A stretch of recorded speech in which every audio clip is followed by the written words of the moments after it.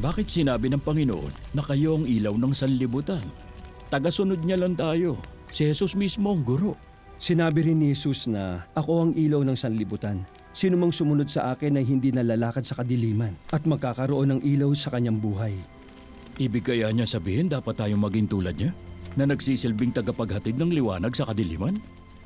Huwag kayong gumanti sa isang masamang tao. Kung sinampal ka sa kanang pisngi, iharap mo rin sa kanya ang kaliwa.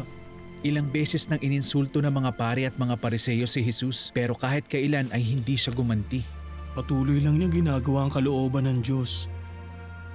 Huwag kayong mag-impok ng mga kayamanan dito sa lupa.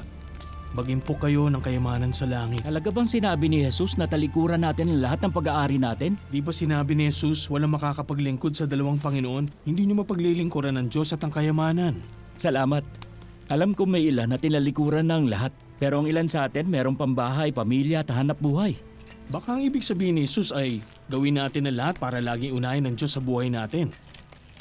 Kailangan mong talikuran ng anumang bagay sa mundo na nakakasagabal sa relasyon mo sa Diyos. Salamat.